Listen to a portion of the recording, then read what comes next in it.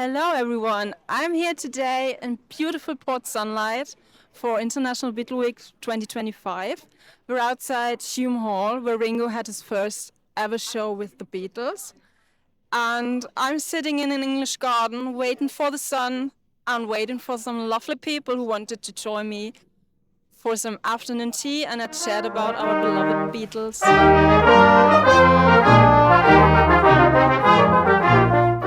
Now I have Dale Roberts here with me. Dale, tell me something about yourself. Something about myself straight away is that I thought these cakes were props, but the real cakes, and it's tempting. I want to eat them, but then inside right now I'm scared the seagulls might come. I mean, there's all sorts of thoughts in my head. But my name's Dale Roberts, and I have my own tour company, Dale Liverpool Tours Limited. I co-own George Harrison's childhood home. That's quite cool. I'm proud of that.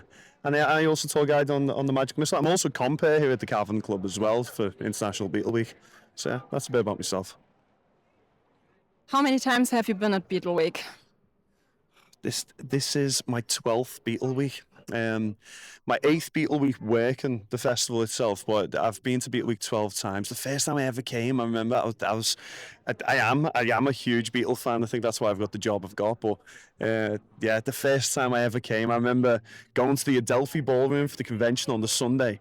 And I got a Beatle wig and everything. I was sat there in the Beatle wig singing Hey Jude with a now sign. It was great. Honestly. And I've never forgot that. I'm a fan first and foremost. I might work in the industry, but I'm a huge fan of the Beatles, you know. And do you have a special or favorite Beatleweek memory? I've got to be careful. I've many great memories. I mean, I'm now a compere here at the Cavern, and I don't take for granted. Whenever I get on stage at the Cavern Club, it feels special.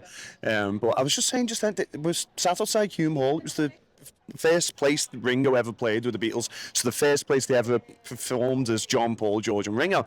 And I've just walked in and I've done tours to this neighbourhood so many times, but I've never actually been inside and looked around. So I walked in as a Beatles tribute band on stage and I was like, wow. And I felt in that moment just like, this is so cool. And I straight away came off and made a little video and chatted to Julia Baird, John Lennon's sister, and I said, I have no idea how it feels for you, but for me, when you work in the industry and I've visited Strawberry Field thousands of times, Penny Lane thousands of times, but all of a sudden I'm in there for the first time and you really feel that magic. And so I remember that. I remember, of course, this isn't even a Beatles memory, but we lost Joey Mollen last year of Badfinger, absolute legend of the city. But I remember him singing Baby Blue in the main stage of the Adelphi last year. About 3 years ago. And I just finished watching Breaking Bad, of all things. And I just got to the end of it, and Baby Blue is a main song, not to give spoilers, great song. And I remember I was in there listening to Joey Mollen singing Baby Blue, and I thought, this is special. So loads of special memories. They're just a few off the top of my head. Yeah, it's truly special. They have this kind of magic around them and still this huge legacy. Tell me, how did you get into the Beatles? How did you fall in love with the music? I've said on a few podcasts and interviews over the years, I think I'm the only Beatle fan in the world who got into the Beatles by listening to Dear Yoko. It's an obscure John Lennon song that many people consider as an obscure song. And it was on the radio one day and I thought, I've never listened to every John Lennon song. And it was something as well about the relationship with John and Yoko that I was just like, what was that? Anyway, I went away and I listened to every John Lennon song, and then I listened to every Paul McCartney song, every George Harrison song, downloaded every Beatle album. I'm still waiting to listen to every Ringo album, full confession. But I just became obsessed with the Beatles from that moment on. It wasn't brought up as a huge Beatle fan. I just became obsessed when I was in my early 20s, and here I am, all these years later. Pretty much every day in my life, I talk about the Beatles in some sort of capacity, you know.